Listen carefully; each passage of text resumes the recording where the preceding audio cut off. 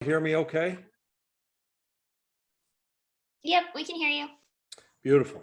Okay, so we're going to start off today and we're going to take a look at the stats from February. So I'll bring them up beginning with Collier. All right. And can everybody see that okay? Yes? Yes. Good, cool. All right, these are going to get posted on Facebook this afternoon and they'll be discussed further at the sales meeting tomorrow for those of you that are attending the sales meeting. So this is a comparison of February 2022 compared to February 2021. So it's month over month, 2022 to 21. And it's based on all activity in the month of February in Collier County.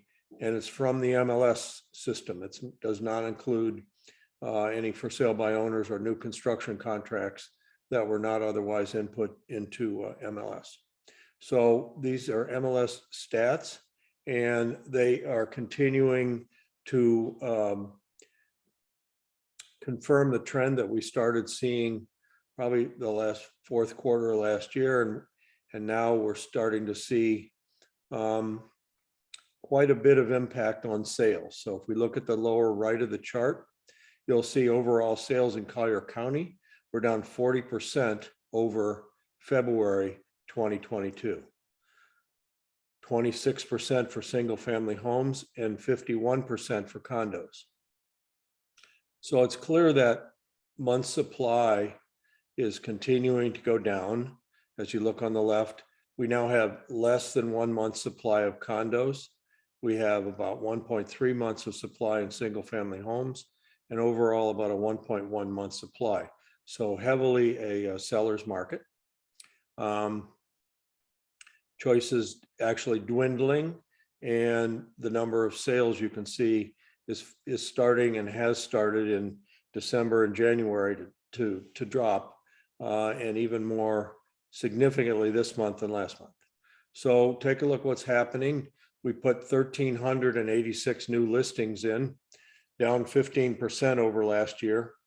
And now we're starting to see, after a long trend of upward pending sales, we're now starting to see the pending sales decrease because of the number of units that are available for sale. Days on market down 68% to 24 days. Back in 2019, that number was 90. So just to show you how quickly things are coming on the market and moving off the market, 24 days. That's the time until they become contingent. For those of you, we measure days on market until the sale becomes contingent. Overall median prices still going up at a pretty good clip, up to nearly $564,000 for overall. Naples, almost $675,000 for single family homes, and $430,000 for condos. Those numbers were in the 300s in 2018 and 2019. So tremendous increase in the median price. Now, one of the things you have to be careful of when you look at median price is remember the median is the middle. So as we get less and less sales, and maybe more and more of them are higher end, the median will move up. And since this number of sales is down 40%, that means there's less sales. And depending upon the mix of sales, you know, oftentimes we see the median go up because there's just not enough inventory, not enough sales in the under 500,000 category to affect the median. So you'll take a look in the lower right again. I added this stat a few months ago for those of you that are sharing this information with your buyers.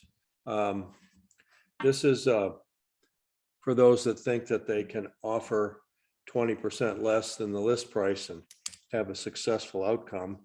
You might want to share with them that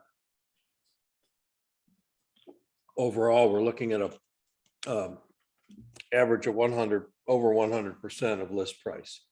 A little bit lower on single family homes all the way down to 99.7, and a little bit higher on condos. So This is a percentage of the final list price to the selling price. So you can maybe share that with your buyers and let them know that because there are not that many homes and because there's a lot of demand, homes are selling at or very near their list price on average. Some quite a bit higher, very few lower. So that's why the average is up around full price. All right. I'm going to bring up Lee County so we can see what's happening in Lee County.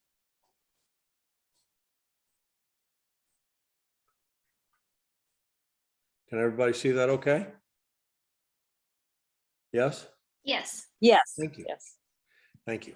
All right, so Lee County is obviously offers more available units and lower price points overall. And you can see the big difference in the median single family price, even though it went up 33% in Lee County, still 377. Single family homes up 28% to 405, and condos, which seem to be becoming more and more scarce because of the demand and because of the lack of affordable single family homes, condos actually are increasing in median price at a much higher rate. Look at days on market down to 21 days. That's an average. Also, that's not the median. The median is lower than that, but the average is 21 days, down 60% over February of last year. So new listings in Lee County, actually a bit of a bright spot, with almost the same number of new listings this year as last year, meaning that we are, continuing to add listings into the market in Lee County at a rate that was, much better than what we saw in Collier. Pending sales still up. Again, look at, we're putting 2,510 into the top of the hopper. We're taking out 3,037. So we're taking out more listings than we're putting in, and that's driving the sales and inventory numbers, which are below.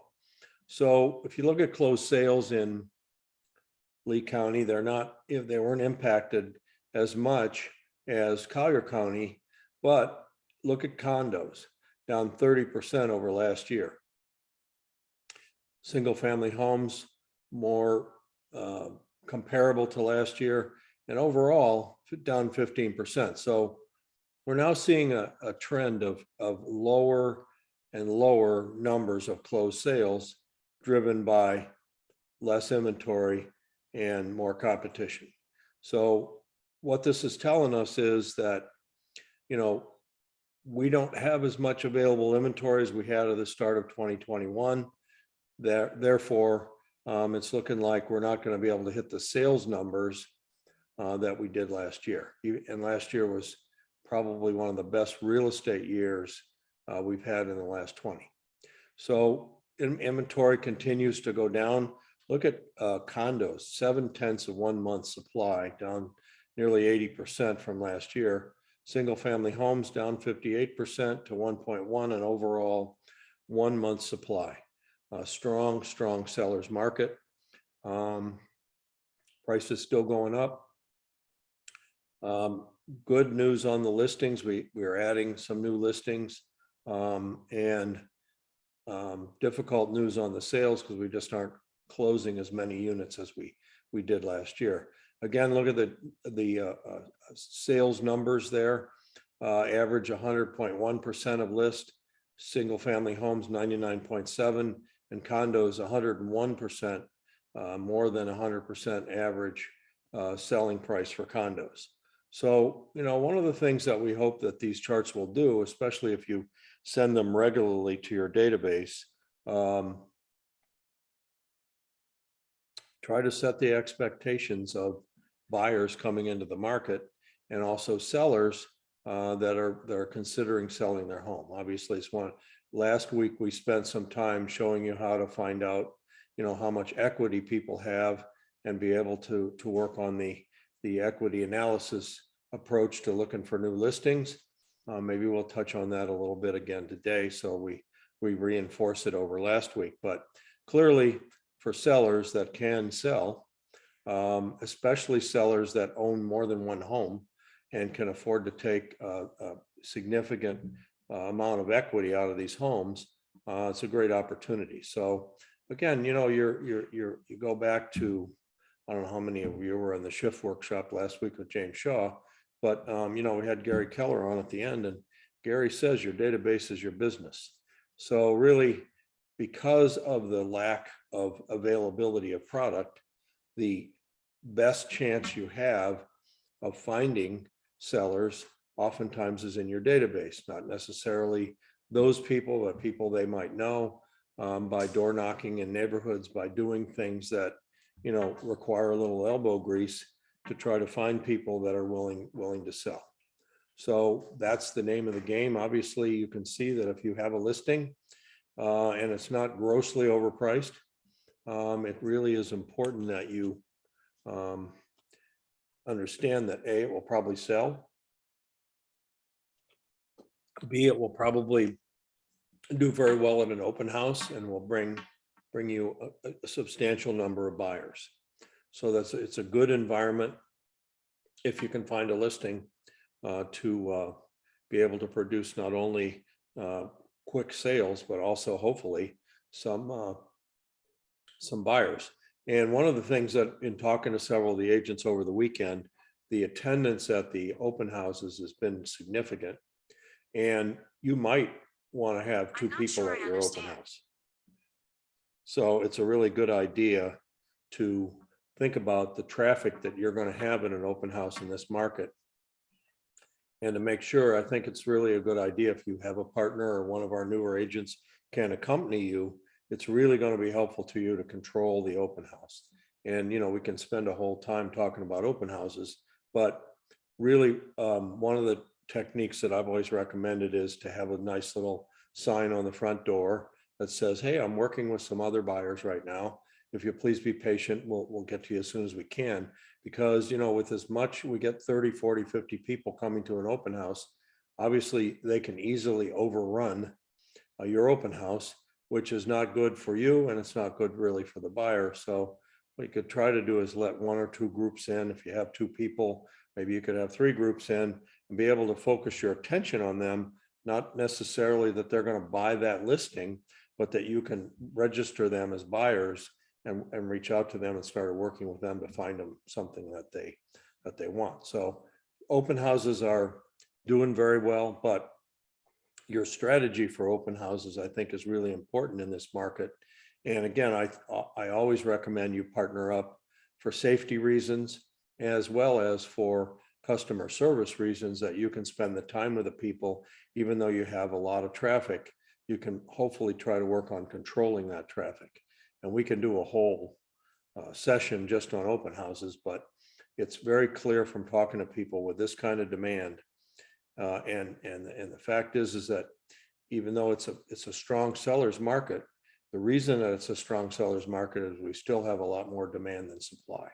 So obviously use these numbers to communicate with your database. Also use these numbers to set the expectations for your customers as far as what's happening in the market. So that's these will get put out on the Facebook page. If you want them sent directly, all you have to do is email me, and I'll be glad to try to do that by return email. They're also going to be posted at tomorrow's sales meeting. So that's the broker update portion. I think today we've had a number of people that have asked about doing listing contracts and what's involved in preparing a listing contract. So let's talk a little bit about listing contracts. Let's talk a little bit about some of the things that will help you to take a listing contract and fill it out properly. And, you know, you're aware that you can always send them to me at my email, or preferably through your e-signature software, so that I can take a look at them and sign it in advance of your presenting it. Sometimes, especially if you're kind of new at this, or you're new to the NABOR or FARBAR contracts, there's a few things in there that may not be 100% clear.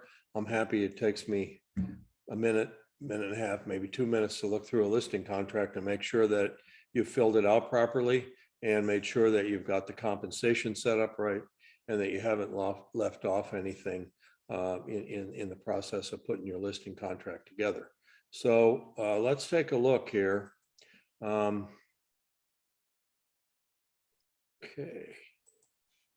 Let me get.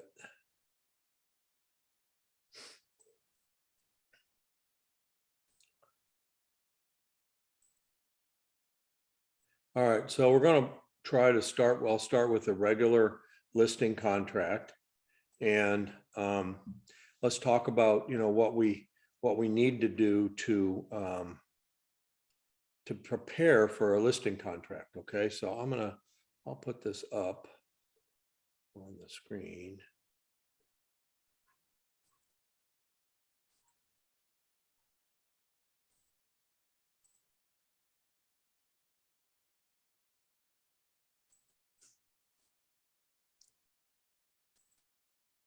Can everybody see that okay?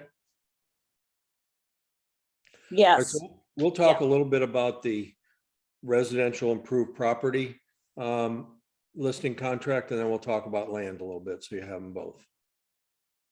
Thanks for the feedback there. Okay, so we're ready to take a listing contract. We're ready to go on our listing appointment. What kinds of things do we need to know for sure? And maybe what I'll do is I'll prepare a little checklist for the next meeting, so you have something you can use to check off. I'll make up a checklist for you. But one of the first things you need to do is you need to go to, well, first of all, let's say there was a prior MLS listing for this property.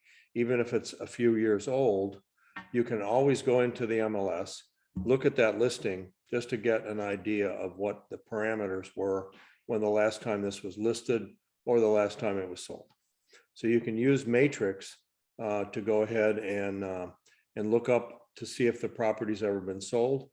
And the other thing that you want to be able to do is you want to go to the Collier appraiser. So I'm going to jump out of here for a minute. I'm going to go back to the Collier appraiser.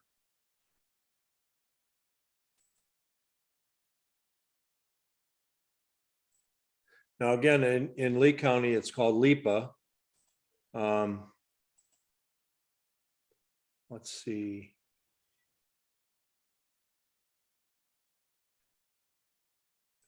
Matrix here.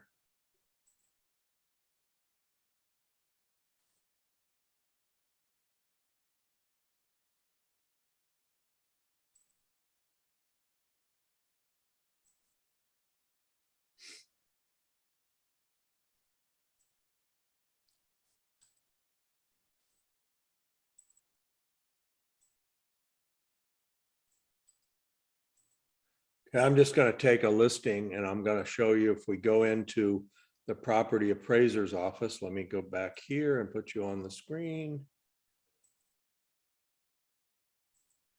Okay. Can everybody see that okay? So we went to collierappraiser.com and we went into search database. Can you see that okay as I'm going through this? Yes? Yes, yes. Yes. Thank you. Thank you. 14703.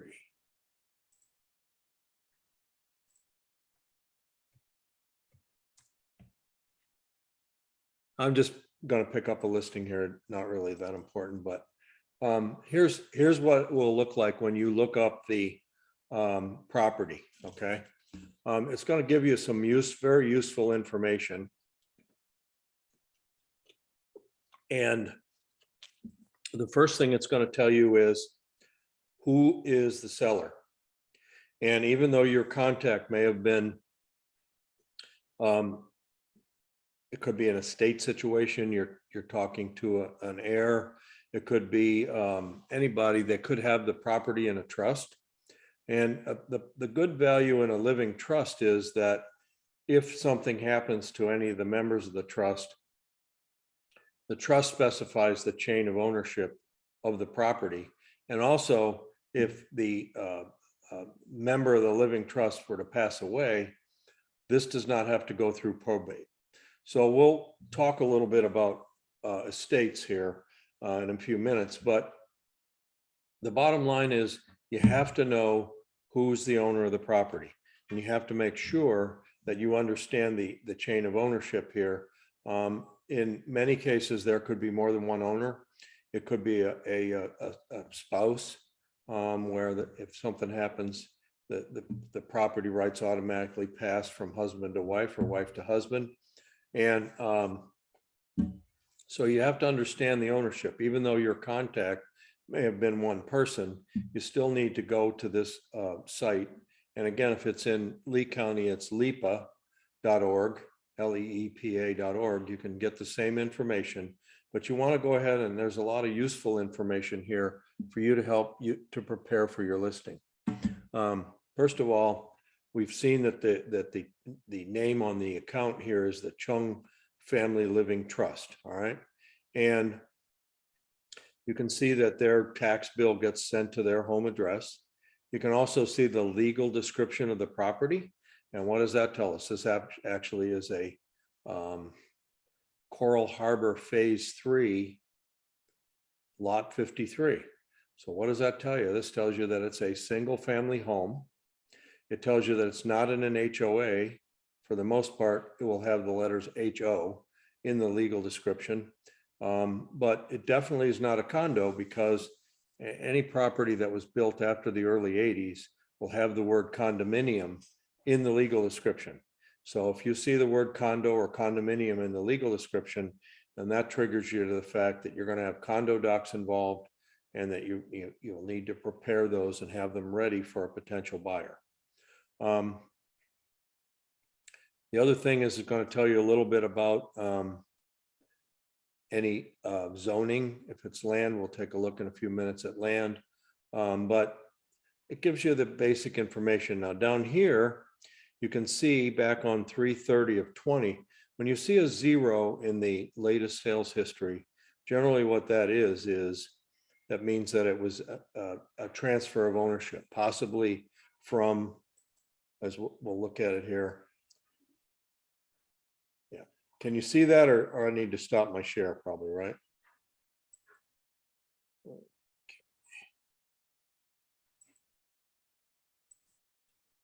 All right, so you should be able to see that that is a deed, right? And you can see that this was the last transfer of ownership from a married woman to the Chung Family Living Trust. So that was a quitclaim deed. Generally is basically a change of ownership. It's not recorded as a sale, but it is a change of ownership. So that's where we transferred it from the ownership of a married woman to the Chung Family Trust. Everybody see that okay? All right, I'm going to go out of here. I'm going to go back to now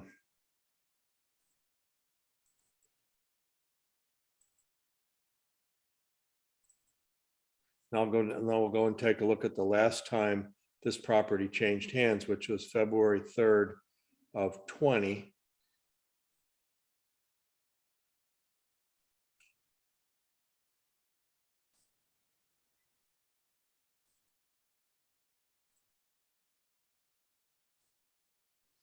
Okay, so basically this is the last time the property changed hands before it became the trust, right? So you can tell a lot about by the deed. You can tell when it was transferred, why it was transferred, and you can now start to get your arms around who's the real owner of the property and whose name goes on the listing agreement. All right, so we'll go back to our website here. There we go. All right, so now we've established that there's a trust involved, and when we're listing this, we need to know who can sign for the trust. Generally, a living trust is done in the name of a person who's living and using the trust to protect them from any challenge to the ownership, or to prevent them having to go through probate. So that's a step that may seem obvious. Oh, it's Jeff Jones, that's who my listing is with. No, it could be the Jones Family Trust, it could be joint ownership, there could be 3 or 4 owners. All of that information will come from the property appraiser's site. And it's always the first place you want to go look. Now, the question is often asked, what happens if there's more than one owner and I only have one of the owners on my listing agreement? For the purpose of the listing agreement, if one of the members of one of the owners signs a listing agreement with you and Keller Williams, they are responsible for paying the commission if you bring a buyer. Not true at all for the listing contract or sales contract, in which case all parties that are owners of the property must sign the sales contract, or it's not a binding sales contract. So there may be cases where, you know, you do the best you can on the research, but a party comes out of the woodwork and says, wait a minute, I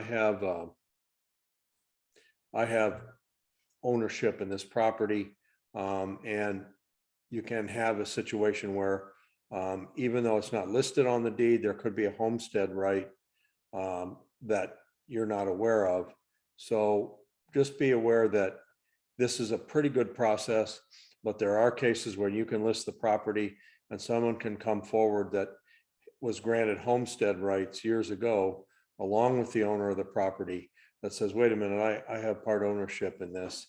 And in that particular case, normally, you know, the listing gets terminated. So any member, any owner can sign a listing contract and be responsible for the payment of your commission on sale, regardless of whether they are the only owners in the property. But in order for the sale to go through, all owners of the property have to agree to the sale and sign on the sales contract. So just a bit of all the different opportunities you have as you go through and looking for who's the seller and how you're going to take the listing. In addition, there's other information available to you, and some of the things that are available to you are the individual details of the property. Okay, they can show you quite a bit of information here. So looking at the lower right, this is the property appraiser's view of the property in terms of square footage. All right, and we'll take a look at the sketches in a minute. But if the MLS listing says, where did you get the square footage? And you got that from the property appraiser site as your source, this is where the information comes from. And oftentimes you'll look in a neighborhood. There aren't that many listings in each neighborhood, but you can see that sometimes the same unit will have different square footages because the people have not listed what's in the property appraiser site. So we'll look at a sketch here in a couple minutes, but this is the area that's 1,515 square feet under air. And we'll show you the adjusted area can consist of a covered patio, a garage, that sort of thing. But this 1,515 is the living square footage as measured by the property appraiser's office. And that can be important when you're taking a look and putting a listing out there, and your people are looking at the listing price per square foot and selling price per square foot, which can be important in a neighborhood. Not necessarily as important when you start crossing neighborhoods with different features and different amenities, but it is important maybe in a single neighborhood. All right, so the other thing is we go up here, the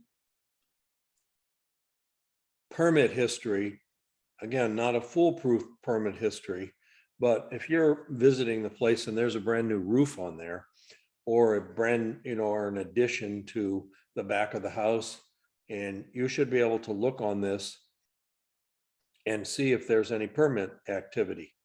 So you can see they added a screen enclosure in March of 20, and then they added some decking. So they had 2 different permits that were finalized in the end of March, and then the final building CO was given on, for all of that work, was given on March 24th, 2020. So you can be sure if you go in and you see a brand new screen enclosure or new decking and everything, and you go to this site, you can be sure that there was permits pulled. You don't see any of that. You see a brand new closed lanai. You see a pool added. You see things that aren't part of the original structure or drawing. Now you need to be a little bit suspicious that there may have been some work done without permits, or there may have been permits pulled, but they were never closed out. So these are triggers for you to make sure, true when you're looking at buying a place also, you want to come to this site and make sure that if there's a new roof, that there's a permit there and it's been closed out. So go ahead. What if, what do you do if they didn't pull permits? They're like, yeah, I didn't pull a permit for that. What's the recommendation that you tell Okay. your sellers? Great question. Generally what happens with permits,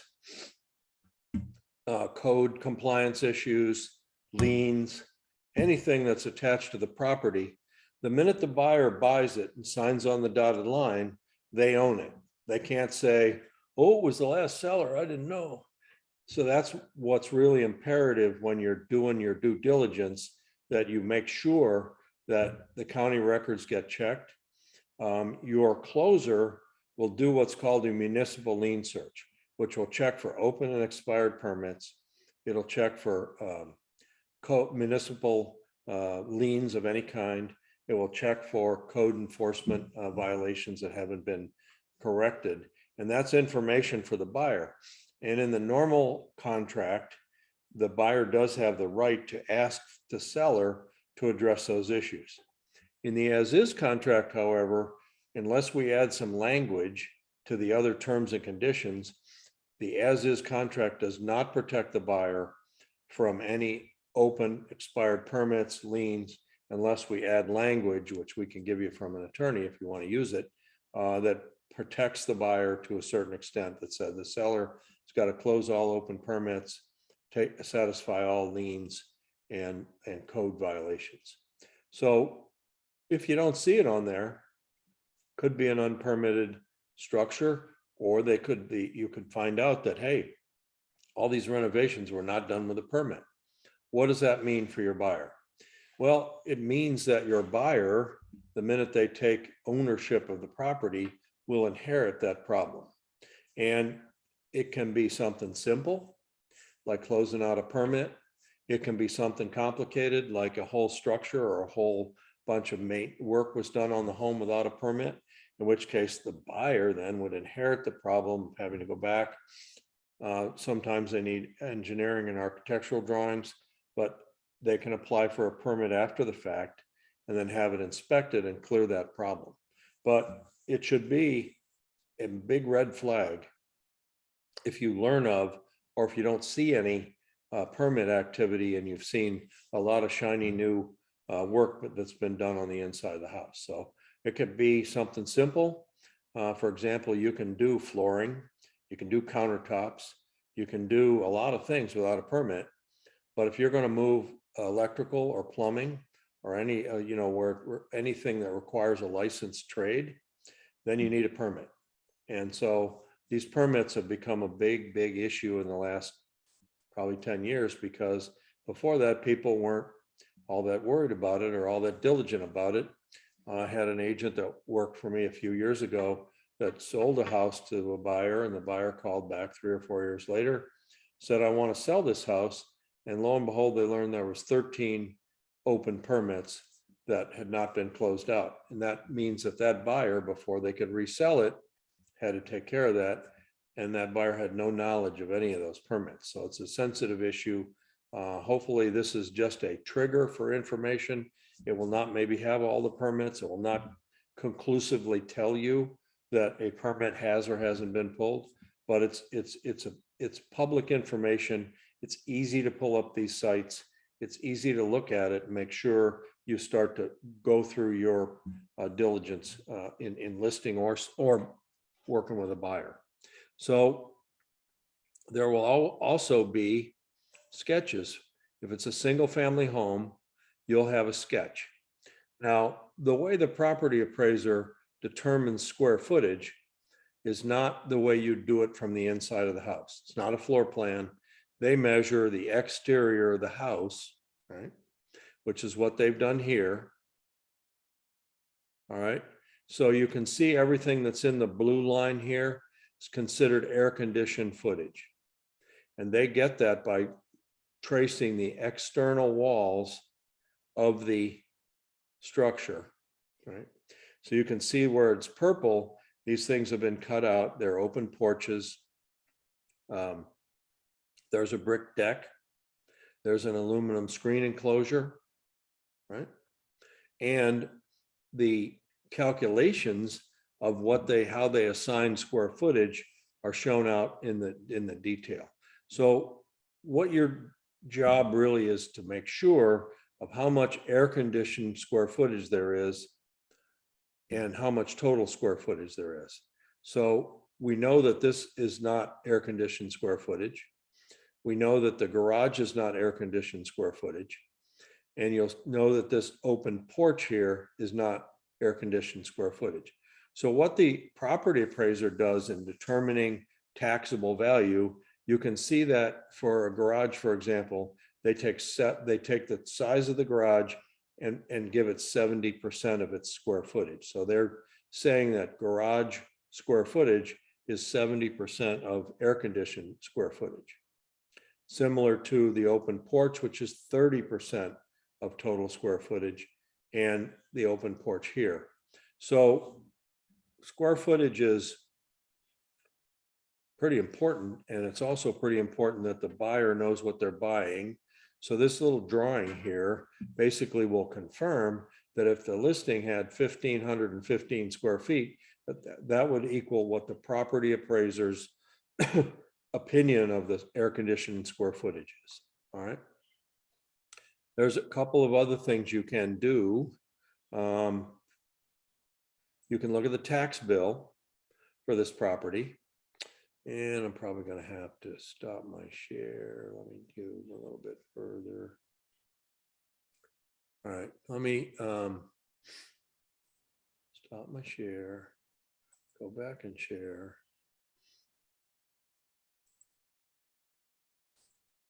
Can everybody see that? Should look like Yes. a tax bill. Yes, okay. So look at what's happened here. We're looking at this house and we pull up this information. This is coming up on the end of March, and the tax bill for 2021, which was assessed November 1st of 2020 and is due by, excuse me, of 2021 is due by March of 2022, has not yet been paid. All right. You can also see that the tax bill went up quite a bit. All right. So what happens to on April 1st, if this bill does not get paid? What happens on April 1st is now the public, there's a public recording of unpaid tax bills as of April 1st, and an investor can buy what's called a tax certificate. They can pay these taxes and own a tax certificate that the new owner would have to pay off before that their tax liability would be cleared. So if there was more than one, we saw this a lot in the distressed property days, there's more than one unpaid tax bill, each one of those turned into a tax certificate, and those can be combined. And if they are unpaid for 3 years, the owner of the tax certificate can actually foreclose on the house. So back in the distressed days, there was a lot of this activity. A lot of investors were buying tax certificates. And then after 3 years, they were foreclosing on these properties for unpaid taxes. You surely don't want to lose your home to an investor because you haven't paid your real estate taxes. So, but this is a trigger, didn't plan it this way, but it's a trigger to tell me that this is March 14th and the 2021 property taxes have not yet been paid. Now remember, taxes are assessed in arrears, so that the 2021 bill was actually based on tax appraisers' work that they do in the first 6 months of each year. And then they basically take that, send that to the county and say, okay, here's our tax rolls. Here's the valuation of every property in the county. One of the things that I often get asked is if I, let's say I am including furniture in my purchase. Am I going to have to pay more taxes because the recorded sale was a little higher than it would have been had I not included the furniture or some other personal property items? The answer is really no. The appraised values are based on an area or a neighborhood, and they take into account all sales activity. So I've seen people say, well, I don't want to include that in my selling price because I'm going to have to pay tax. Chances are your valuation is going to be a consolidated version of the values of the property in that area. So just because your home sold for more than another home down the street does not necessarily mean you're going to pay more taxes. It's done, every property is appraised every year by Collier County, and it's done as a consolidated view of the tax liability for that, or excuse me, the tax value for that community. So it doesn't, people think, oh, I'm going to have to pay more. I'm going to, if I cover this appraisal contingency and pay a little bit more, I'm going to pay a lot more taxes. Not necessarily true. So if you get that question and people are fearful of their tax liability, which by the way, in Collier County is not very, very big, but it's usually about 1.25% to 1.5% of the assessed value of the property, not necessarily the market value. And we all know that market values are here, assessed values are down here because they tend to lag. They're done in arrears and they tend to lag the market. So if you take a look at this property, its tax valuation is going to be lower than the market value of it. So any questions on that? I mean, I'm just trying to show you the type of research you can do in 15 or 20 minutes that you can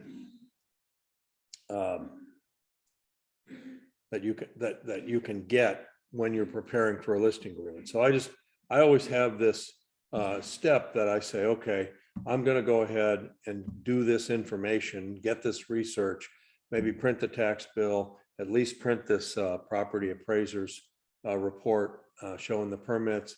At least maybe I'm going to print the sketches. So now I have a pretty good idea of the property I'm listing. If they haven't paid their taxes, would you recommend, hey, I noticed that the taxes haven't been paid. We need to pay these prior to putting it Well, on the they would get paid market? at closing. I know, otherwise it'll be deducted from the sale price of your No, generally proceeds. it's a closing cost of the seller. Yeah, back in the distressed property days, that was a problem. Who was going to pay that? The bank would probably have paid them, but that was often, maybe sometime, especially if there were tax certificates, there was always kind of a negotiable situation there. But the owner of the property, in order to transfer it to a new owner, has to satisfy all their taxes or make arrangements, with the new owner for some money to be credited at closing. But you don't want to be a buyer and buy a property with unpaid back taxes. Not a good plan, but it is good information to have where you're looking this, if you were looking for that as a buyer. All right, so let's.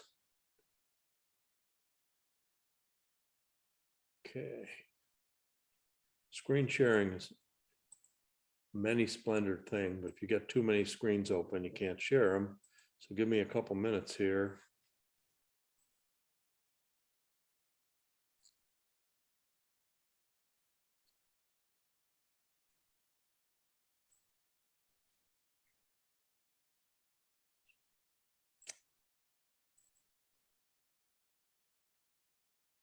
So this happened to be the MLS printout for this property.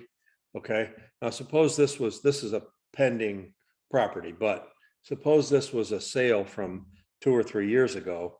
You can pick up a lot of information from the MLS listing that may be helpful to you. Okay, including the whether it's in an HOA, what the HOA fees are. There's a special assessment there for this property, and you can certainly pick up information about the property. I like to leave that up in a window when I'm doing my listing contract, because I don't like to transpose stuff.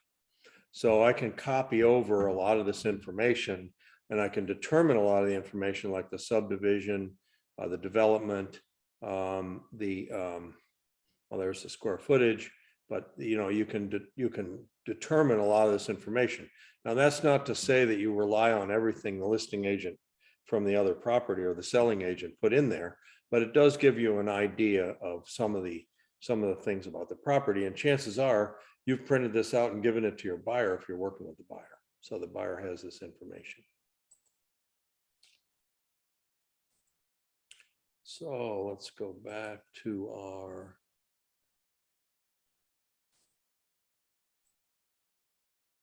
oops.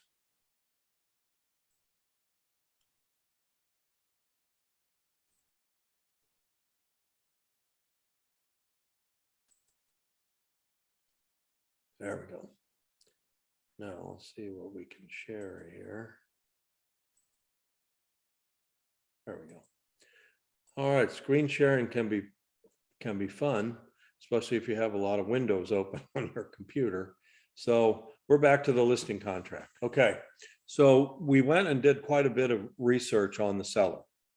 Obviously, the broker is Keller Williams, and that's an easy one. That's the easiest part of the whole contract. So the next challenge we have is to determine with the seller what's going to convey. Now, we've done a lot of work in the NABOR contract. It's much more sparse in the FAR-BAR contract as to what will convey if it's there. All right, so if it's not there, you don't have to draw a line through it. If it's not there, it can't convey. So if there's no integrated home automation system, audio visual systems, home entertainment or sound systems that are moving, that are there in the unit or conveying with a sale, don't worry about it. It's only things that are there that convey, unless they become exclusions on line 24. But this is one of the most critical parts of the whole process. As you're walking through the home on a tour, on the listing presentation, the conversation is very important to make sure that if there's a Ring doorbell or a Sonos speaker system that's attached to the wall, that they find out from the seller, are these conveying or are you taking them with you? Because the minute that they are attached to the wall, like let's say a Ring doorbell, the minute they're attached, they're a fixture, they would normally convey. And there have been a lot of arguments over Ring doorbells, Sonos sound systems, which are standalone sound systems, but they could be mounted on a bracket to the wall, in which case, and televisions are the other one that is always a challenge.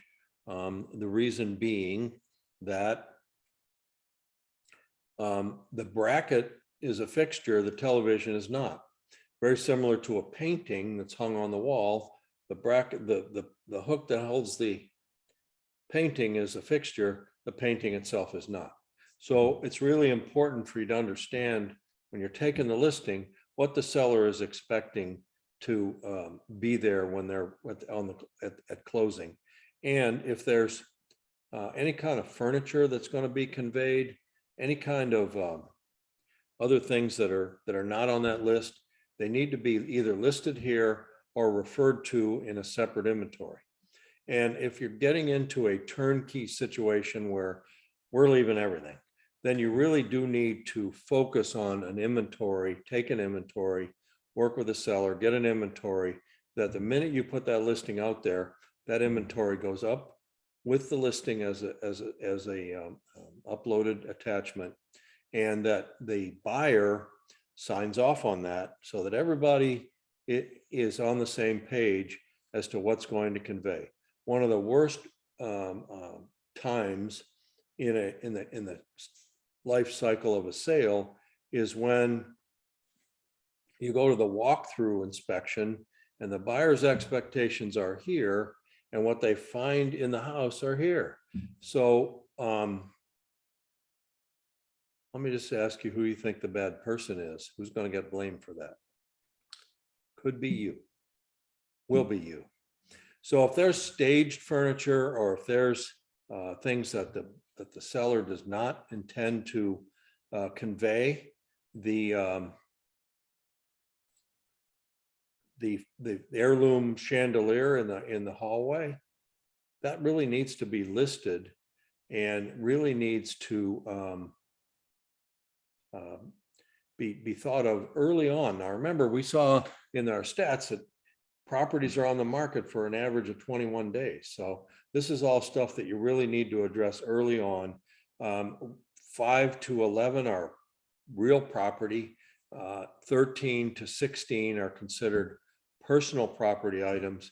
And again, we've tried to come up with a great laundry list of anything that might convey, but you really need to confirm that in writing or with a photo inventory, a lot of people do, or with a physical inventory that everybody agrees on. So Broker Jeff's famous line is, in tennis, love means nothing.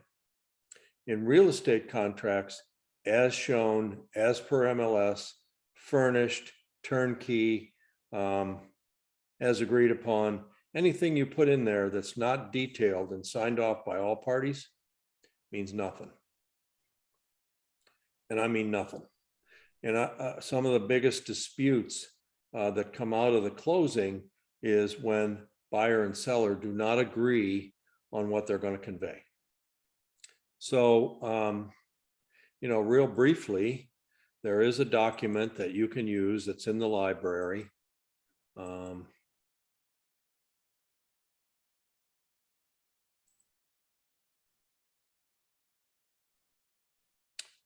Okay, share. Can everybody see that okay? Yes? Yes. Good. Yes. Thank you. So this is a document that is in the contract library. It's easy to print this out. It's pretty easy to go through either with your cell phone and take pictures or just go through this. And I know it's kind of one of those things like people don't like to do, but you can save yourself a lot of aggravation and give yourself a lot of credibility by going through and working with the seller to make sure you have this document and then make sure you upload it and have buyer and seller sign it so that when you do the walkthrough inspection, everything's perfect. Everything's good. I did have Go a ahead. question, Jeff. So this actually just came up on my listing. Under lamps in the living room, we put 0 and it ended up being fine. But then at the bottom, we did not include that in there was a lamp in the living room. She wanted to take it. I said, okay, we'll put 0. We had tons of exclusions. We ran out of the exclusions at the bottom, but we had put 0 at the top there because some of the lamps were being left. Yeah. So we had tons of exclusions in here. We tried to be as detailed as possible, but should it be double noted that 0 up top and lamp in living room excluded as well? Like, how far did I need to take that? We just ran out of room. Remember, you're signing off down here, and anything that's really important to your seller that they don't want needs to be here. Maybe you could highlight it. Maybe you could have it separately initialed. As I say, a lot of people use photo inventory as long as you don't have so many items in the picture that it's hard to identify them all. But I think, yeah, if there's exclusions, you can use this list. You can make a separate exclusion list signed off by buyer and seller. You don't have to use this, it's there. But if they were very concerned about a couple of the lamps, maybe you need a separate exclusion list.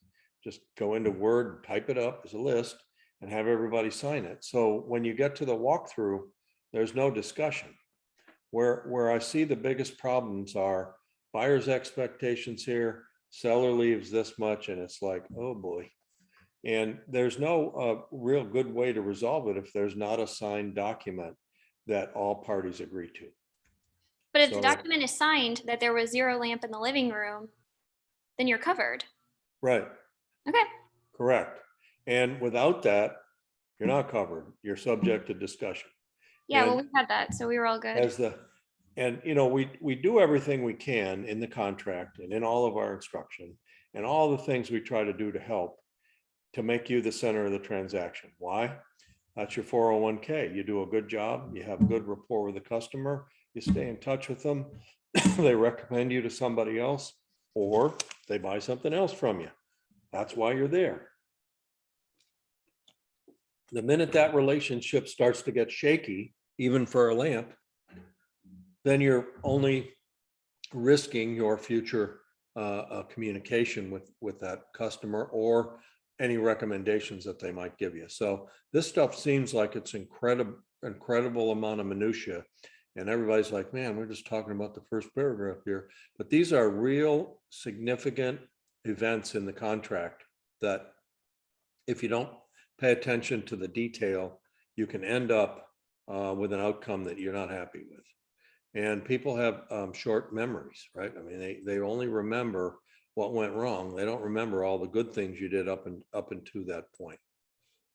Let's see what else we got here. We can get up on the share.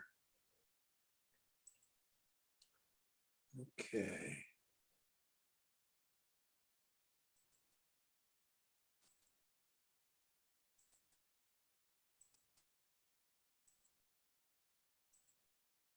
Back to the listing of residential improved property.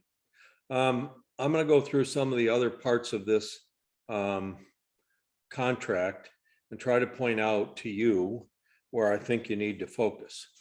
Obviously in 30 and to 32, if there are specific garage numbers, parking places, boat dock numbers, storage lockers, if they're numbered A102 for that particular property, please put in A102 and please make sure the sales contract confirms that.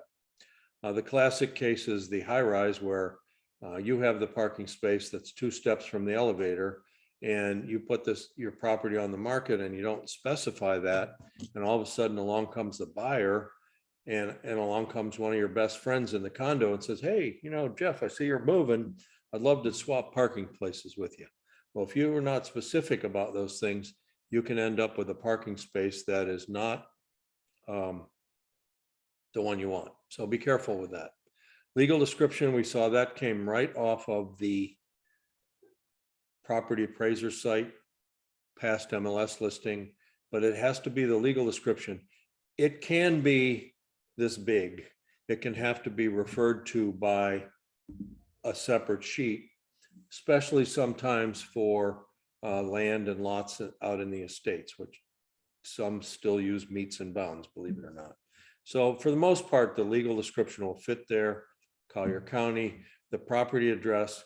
Again, in some of the newer properties, the post office may or may not have yet assigned an address, or the address is not obvious from the legal description will always trump.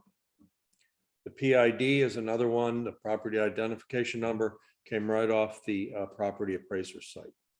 Obviously, that's the price that you and your customer determine. Hopefully the customer determines where they want to start the listing. And as we get down into broker responsibilities here, remember that 53 to 58 has a lot to do with the new rule MLS 8.0, which says that within 1 day of marketing, 1 business day of marketing to the public, that it needs to be active in the MLS. So yes, you can take a listing on Friday, publish it Facebook or however you want for an open house on Saturday and Sunday, as long as it's in the MLS on Monday. You put a sign in the yard, you put it out on social media, you start calling around. Those are all public forms of advertising. You got one business day. And, generally the first violation of that is a warning, but after that, the fines ramp up pretty good. So make sure if your customer says, I don't want this on the MLS, I don't want it, that you go over there with them and make sure they understand what public marketing is and the fact that there's not much you can do. It's mostly pocket type marketing within your company, things like that, but no public exposure. Amanda, you have your hand up? Yeah, I'm sorry. I hate to be the only one asking questions. Why is it that I'm seeing that some of the listings say active 2 days before it hits as a new listing? I can send you examples. It's Well, confusing. the active date is the date that the listing contract was signed, unless you agree on a separate MLS date. So in the other terms and conditions, I always recommend you take the listing and have it signed on the day that you sign it. So you could sign it on Friday and not have it go in the MLS till Monday, in which case the active date would be before before it was put on MLS. Okay. Oh, the active date is, so when I did my input, the active date was I Date that the entered that listing as, contract was signed. oh, thank you. So a couple of other things on 18 and 19. Number one, broker Jeff never likes blanks, although there is a default in there that says that the starting date is the date of the contract is signed and the ending date is 270 days from that date.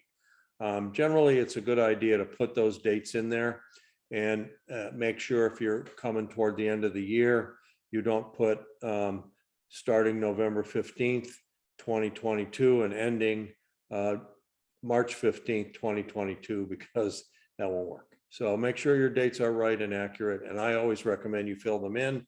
You don't necessarily have to. One other point to be made, thanks for your question, by the way, it was a good question. One other point to be made here is people say, well, my listing is expiring on March 21st. I went under contract on March 15th. Do I have to extend the listing? The answer is no. If you look and say that if seller prior to the termination date enters into a contract to convey seller's interest in the property, the termination date in this listing contract shall automatically be extended until the earlier of the closing date or termination of said contract. So what that means is, let's say you took a contract on March 15th for a property, the listing expires on March 21st. So what you would do, you'd go into and let's say it's closing May 15th. You have the right to go into the MLS, extend the closing date to maybe May 15th or a couple days after, so that you don't have to get permission from the seller to extend that. It's automatically extended. You can get their permission, you can talk it over with them, but the listing contract, if it's pending when it goes to expire, it automatically extends to the closing date. So that's another little tidbit in there that most people don't read or understand that part as part of the listing agreement. 59 and 60 and 61 are very important in today's market because we often have multiple offers. So it's a great idea and a great time for you to set the expectations of your seller and say, we really would do well to share information about other offers to try to make sure that everybody submits an offer that means something to you and that could be a competitor for the winning offer. So sharing information about the list other offers, sometimes with the permission of the seller, you can share whether they're financed or not. You can share almost anything that the seller will give you permission to share. So it's important that it's an important time when you're going through this listing contract for you to talk about multiple offer situations with your seller and make sure they understand how you're going to handle it and how they want to work. Many times people say, well, I'm going on the market today. We know we're going to have multiple offers. Give us till next Monday, the 21st, and we'll take a look at all offers by then. And you put that instruction into the MLS that the seller will review all offers on March 21st. So that means that you're probably not going to get a decision tomorrow or the next day when you submit your offer, but the seller's giving you information to say, I'm expecting multiple offers. Therefore, I want this period of time to review the offers. Meantime, you can show it, you can put in an offer.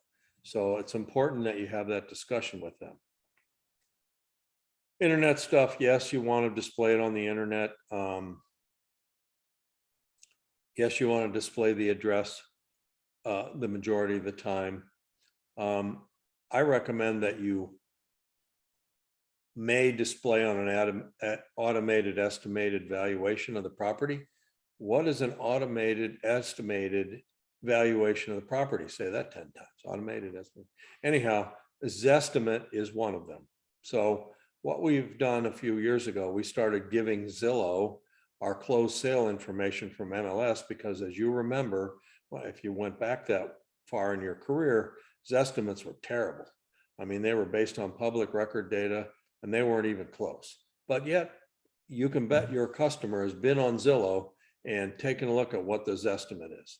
And that's important to know that they've been on these sites. If the sites say it's worth $750 and you're talking about a listing range of $700 to $725, you need to know that and you need to explain why you think there's a difference. So we try to give all of the information we can to the automated estimated valuation methods.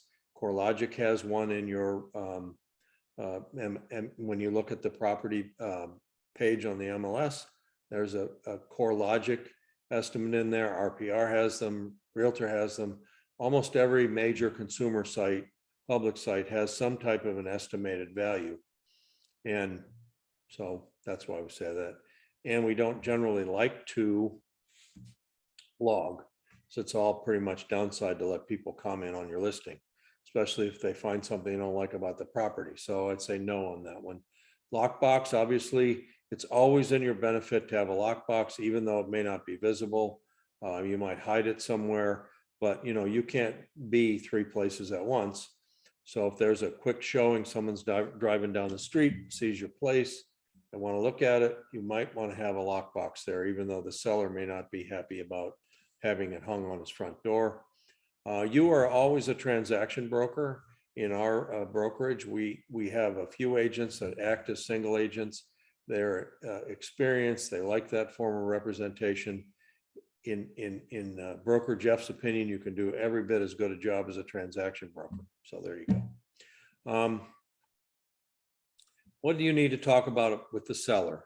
The seller obviously needs to give you access to the property, allow you to take pictures, maintain the safety of the property. If there's issues with a trip hazard or a hole in the backyard or something like that, that's the seller's responsibility to make the place and render it safe. It's not a broker responsibility. We want the owner's title policy because it could help the buyer get a lower rate. If it's within the last 3 years of a sale, it will help the buyer get a lower rate on their title insurance. And in our Collier market, buyer picks the closing agent, pays for title. All right. Authorized, obviously, if we're going to enter it into the MLS, the seller grants the permission to put it in there and to put the status in there, to take pictures of the home, and also reminds that the seller that all that information, videos, all that is the property of the broker, not the seller. The last thing is kind of with a recent court case that isn't quite as significant as it was, but basically, if there's going to be audio or video surveillance, obviously many people have cameras in their homes, and most of those cameras can record audio. Generally expected during a showing that there could be audio or video recordings. You need to make the seller aware that if they're going to do that, we don't recommend they listen to the showings or view them or photograph them.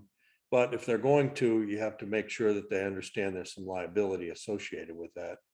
And you also, when you're working with a buyer, if there's cameras, when you walk in the home or see on the outside of the home, that you let the buyer know, let's not make any comments or talk about anything confidential when we're inside the showing. But it is a good idea to find out from the buyer if they have cameras, are they going to shut them off, especially at an open house, something like that. You want to make sure that they're not going to record anybody or use that information to their benefit. So here's one that occasionally I look at, obviously every listing agreement that comes in. 122 is the total amount of compensation that you're going to pay. So if it's a 6% listing, you're going to pay 6% to the broker. And then down here on line 136 in the co-broke, maybe 3 to the co-broke. If you put 3% there and 3% down there, how much are you going to get paid at closing? If you said 0, you were correct. Remember, the top line is the total compensation of the broker, 6.5, whatever. And the bottom line on 136 is the amount we'll pay a co-broke in the event that another agent brings the buyer. Okay. Please don't forget that. I get half a dozen a month where I go, are you sure you want to work for free? And they go, what do you mean? I'm like, well, you put 2.5 on 122 and 2.5 down on 136, meaning that we're going to get paid 2.5. We're going to give that all to the co-broke. Is that what you want? Oh, no, that's not what I want. So anyhow, just make a mental note that that's always the total the brokerage is getting paid. And 136 is the amount that you're going to pay to an agent who brings the buyer. Keller Williams does not charge a flat fee. Many agents do charge a flat fee to cover the cost of their transaction coordinator or something like that. You are free as an agent to charge whatever you want. We do not charge it. Majority of brokerages in Naples charge somewhere from $195 to $495, but that's money that goes to the brokerage. We don't do that. One of the few that doesn't. If there's going to be any kind of rental involved, you're going to get compensated for any rent. That's dealt with in 125 to 130. The same with down here on 136, that's the co-broke. We could pay the co-broke a flat fee, or we could pay him a percentage of the listing price. 138 and 139, always check them all. We're going to pay anybody that brings us a buyer and that we go to contract with. I don't know, I think this is an NAR thing that we have to keep into the listing contract, but it doesn't make a lot of sense why you wouldn't check all 3 boxes. However, you'll see a lot of it where there's only 1 box checked in the MLS. So if you're checking, if you're a transaction broker and it's checked, you don't worry about it if it's a single agent or a no brokerage relationship, like someone might have coming from outside our MLS. Then if that box isn't checked, they're not subject to compensation. Basically, these next couple of paragraphs deal with the fact that if you horse trade your home for a yacht or a mobile home, in the process, it's a transfer of ownership of any kind. Could be to a family member, could be to a trust, could be somewhere, but you cannot transfer ownership without paying the broker a commission.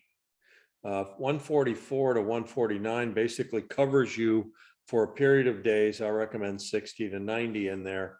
If for some reason a buyer sees a property while you have it under contract and they come back after your listing's expired and cut a deal with the seller within 60 to 90 days or whatever you put in there, then you're due a commission.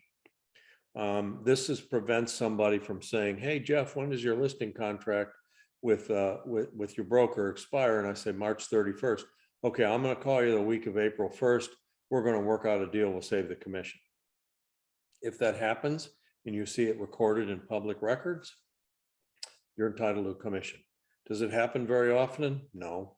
And you'll notice, however, seller's obligation to pay commission shall cease if seller enters into a bona fide exclusive right authority to sell contract with another realtor. So as soon as the property is relisted, your ability to go back and collect a commission for a buyer who may buy it from the new listing agent goes away. So that's what that's there for, and that's what that means. This next one is really a seller's net sheet. It's basically telling the seller all the expenses they're going to have to pay to close their contract. And for those of you that there's a great app, okay, and that app is called, there's a number of them, but we have one through our title company called TA Access One. And you can get it from the Android store, and you can also get it from the Apple store. And it's a really nice little app that allows you to put in all of the, I don't know if you can see that or not. You probably can't see any of it. Anyhow, you can put in all of it, that you can do a seller's net sheet or a buyer's net sheet, and you can put in all of the information. Remember, we showed you last week to how to go on to Remine and find out the mortgage balance and how much equity is in the home. You can use that to develop a seller net sheet, and it produces a very nice little printout that you can include with your listing contract presentation that shows the seller approximately what they can net and goes over all the expenses that they have. It's a handy little app. You can do it online. You just go to Google and Google seller's net sheet. There's a number of programs out there. Always recommend you show up at the listing presentation with some form of a net sheet for the seller so that you can go over all their expenses. Because if you wait until they get their first closing statement, there could be a lot of sticker shock, and there could be a bunch of stuff that they don't understand. And now all of a sudden you went from a harmonious relationship to one where they're questioning, why didn't you tell me about all these things? Because I was expecting to get a lot more money than I'm going to get. So try to do a seller net sheet if possible. You can use this app. You can go online and type in seller net sheet, but you can get the details fairly easily. You can go on places like Remine, RPR, that will tell you the approximate mortgage balance if there's a mortgage. And it's easy enough to get. It really will set you aside from somebody else that just says, "Yeah, we'll do the best we can. What you end up with, you end up with." That's generally not the best approach. Down here in seller's disclosures, we can talk a little bit about a seller in Florida does not have to complete a seller's disclosure. There will be many agents who will tell you, where is the seller's disclosure? By law, the seller has to provide one. Wrong. There is no law in Florida that says the seller must provide it. Many people, especially investors or estate situations where I've inherited a piece of property, I don't know anything about it. I don't want to disclose something. I had one where a widow filled it out, knew nothing about the property, had nothing, no knowledge of really anything other than what was there when she lived there after her husband passed. And she actually checked a couple boxes that turned out to be conflicting information. So you have to be careful that if someone's going to fill it out, that they fill it out to the best of their knowledge and that they ask questions about what goes in there. You never want to fill out a seller's disclosure for a seller, but you can find out information for them if they ask you questions. So you don't have to fill it out. If you fill it out, it's a great idea to have people fill it out that know something about the property. If a seller is a foreign person, we get into FIRPTA, which is a withholding tax on foreign sellers to make sure they don't take the money and run. If you have a foreign seller, you need to make sure that they contact a financial advisor or have one, that they have a what's called the TIN number, which is a tax identification number, that they understand that a portion of their proceeds could be withheld at closing until their taxes clear with the IRS. They could have started a process early on. Usually when properties are on the market an average of 90 days, they could in that period of time get a release from the IRS for a certain amount of withholding. But now properties are selling quickly. If you have a foreign seller, great idea to direct them to someone who deals with foreign tax laws and can advise your seller. You never want to really be someone that advises that. Now, if the property is less than 300,000, there's an exemption certificate that's in, it's a contract document in the library. However, you really have to be careful not to be the source of information on what that exemption certificate means, because you could be considered giving financial advice.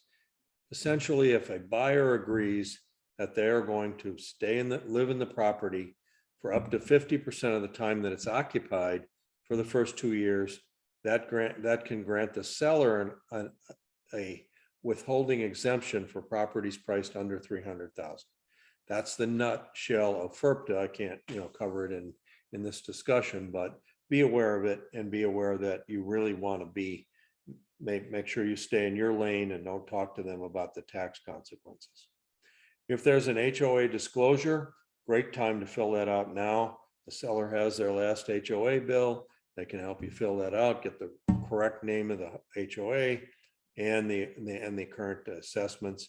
If that is not distributed to the buyer timely with closing, with contract, that could trigger, let's say you wait a couple of weeks and send over the HOA disclosure, and the buyers say, well, wait a minute, hold it, you didn't send that timely.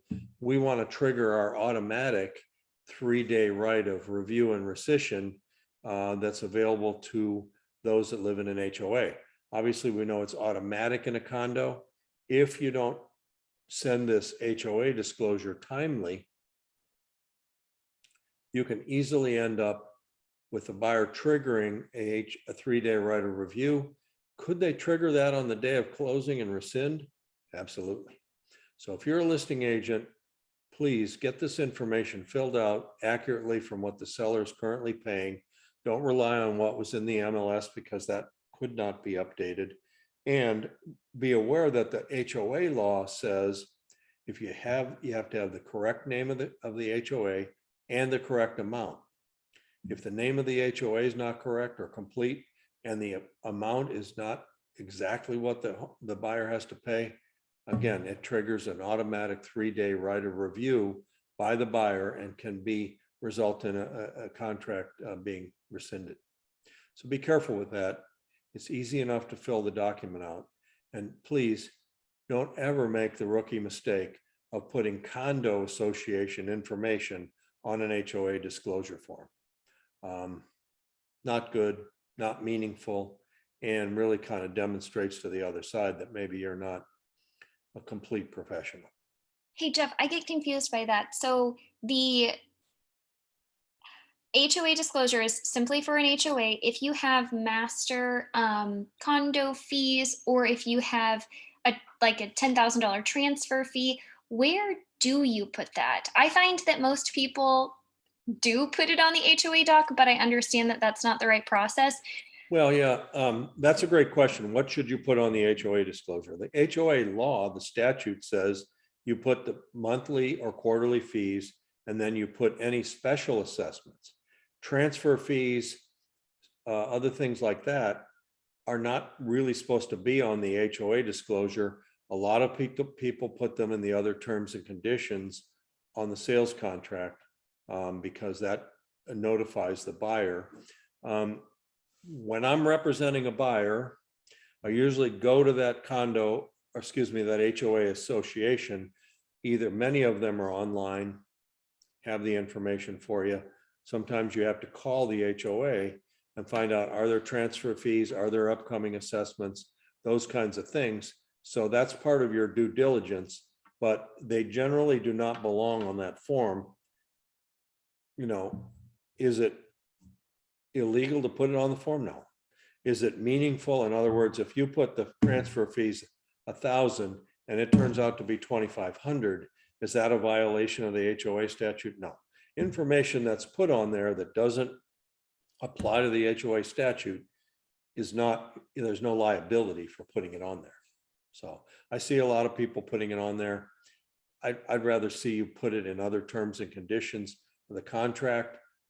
Make sure that you, when you put in your instructions down in the confidential remarks and also up in the MLS financial information, put the transfer fee, put down in the confidential remarks, buyer must pay $2,500 transfer fee at closing. Then you've done everything you can to disclose it. Does that answer your question? It does. I wish that it Okay. had transfer fees like it has the minimum on the documents. Yeah, that's a matter of, you know, we've tried a few times as realtors in Tallahassee to get the HOA statute revised a little bit, but it, you know, with all the other bills that they put 3,000 bills into the hopper for a 3-month, you know, legislative session every year, and we just really haven't been. There hasn't been major revisions to those statutes.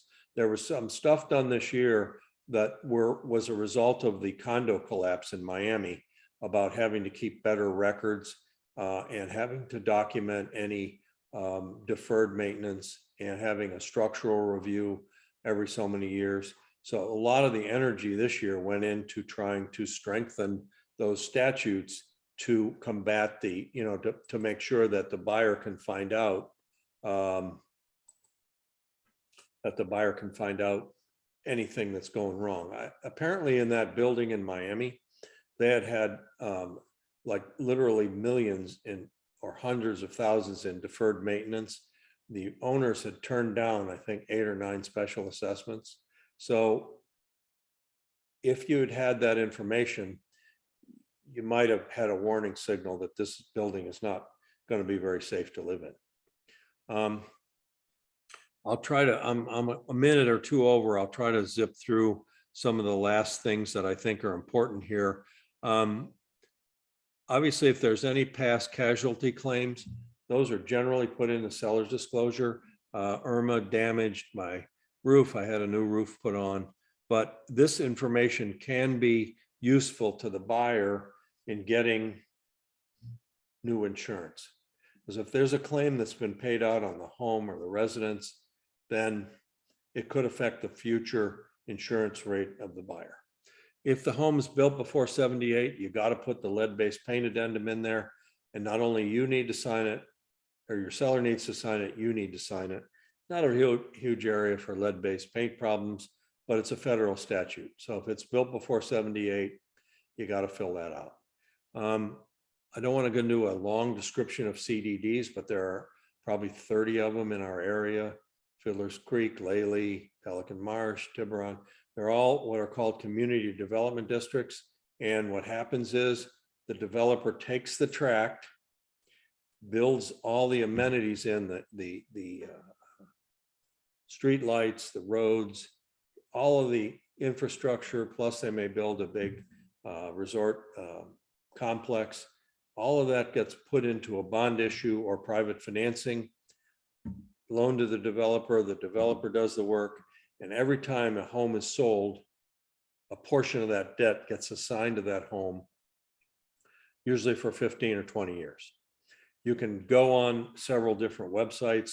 There's a document in the library that lists almost every current CDD, or what we call MSTU, Metropolitan Statistical Taxing Unit. If that occurs, the sales contract is very clear that the buyer will assume that, but you as a listing agent need to find out what the balance is that would be transferred to the buyer.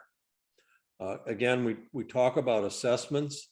These are, again, not only government imposed assessments, which could be for a sewer system, major improvements to the area, but also special assessments that come from the condominium association. The rule is, if the special assessment is not known as to the value or specific time that it's assessed, upon the effective date of the sales contract, it's buyer responsibility. If the seller, if it's assessed prior to the effective date, the seller's responsible. If the seller knows of a, like, I'm living on a property that we have a seawall issue. We know at some point in time the seawall needs to be repaired or replaced. We know there's going to be a special assessment. We don't know how much it is. We don't know when it's going to be assessed. The seller still has the obligation, because they are aware of that assessment, to disclose that to the buyer in the seller's disclosure or some other form of disclosure. Otherwise, there is these are what are called pending special assessments that are not disclosed. If it comes to pass, the seller has to be willing to pay everything in excess of 1% of the list price or selling price, or the buyer can cancel. So this comes into play where a seller knows there have been some board meetings, the seller's aware there might be an assessment, doesn't disclose it to the buyer. Boom, here comes the assessment after the effective date. The buyer does have some relief. So it's complicated in terms of understanding how all that works. But the rule of thumb is, if it's assessed prior to the effective date, it's the seller. If it's assessed after the effective date, it's the buyer. That's pretty much everything in here that would really help you. Other terms and conditions are where you can say, I need to paint a couple of rooms and I need to, clean out some stuff. I don't want to list my property for another 2 weeks, April 1st. Okay, so you can still take the listing today, March 14th, expiring October 30th, and you can put in the other terms and conditions. The property shall not be placed on the MLS until a specific date, until professional photos and staging have been completed, until repairs and renovations have been completed by the seller. Anything that you put in there allows you, with a third date, normally MLS requires that within 5 business days, you have that listing out there. If there's something that's going to take more time than that, or may take more than time, then it's a good idea to agree to the seller, hey, we're going to put this in the MLS later than 5 days after the listing date. Second thing you can put in there is, what if the seller says to you, okay, what happens, Amanda, if you bring the buyer? I say you got a 6% listing here, 3% to the co-broke. Will you give me a break if you bring both sides? A lot of listing agents will put in there, it's a 5% listing, 2.5 to the co-broke, but it's 4% total if I bring the buyer. That's called a variable rate commission. It really should be disclosed in the MLS, but oftentimes it's not, but that's the place to put that. If there are any addenda, CDD, lead-based paint, defective drywall, which you don't see too much anymore, any addenda that would affect should be listed there and incorporated into the, so in command, you do not need to include a wire fraud advisory for NABOR contracts, because that wire fraud advisory is right in the listing contract and the sales contract. In FARBAR, it's not, you need to include the separate wire fraud advisory. So your sellers will sign here. You will put your name over here as the listing licensee, and you may sign that contract if you're planning on meeting with the seller and having all signatures done at the same time. You, as our brokerage policy allows you, the sales associate, to sign that contract. I'm going to see it in compliance. But if you want me to review it, easy enough to stick it in DocuSign.loop, Form Simplicity or whatever, send it to my email. Those of you that have known me for a while, if I'm on the internet, it's quick turnaround. Or you can text me and say, Jeff, I have a listing, I need you to sign it. I'll figure out a way to sign it on my phone if you send it to me electronically. If you send it to me in a flat file, that means that I have to pull it up with a signature program, put it in there, save it and send it back to you. Sometimes I can't do that from my phone, but I'm happy to review these for you. I'm happy to look at them. Maybe if you want a separate pair of eyes on them, I can go through them pretty fast. And if there's any suggestions, I'm happy to make them. All right, so it's 3:09. So I'm gonna rest for the day, having what I think been through a reasonable review of the listing contract. And vacant land is another one we can talk about. We don't do as much vacant land, but I will work next week on the vacant land side because it's relatively easy to, they're very similar contracts with the exception of the due diligence period, which allows the buyer to do wetland studies and other studies of the land before they, so it's got a little bit of an as is flair to it that says, if I find something in my due diligence that I don't like, I can get out. Other than that, a lot of the terms and everything are very much the same. If you have specific questions about a vacant land listing agreement, call broker Jeff. You know how to get them. Thanks, everybody. Hope we helped you today. Hope we gave you some information that's helpful to you and your business. And again, please reach out to me. I'm happy to talk to you individually or answer your text or your emails, and have a great day. Thanks a lot. Thank you. You're welcome.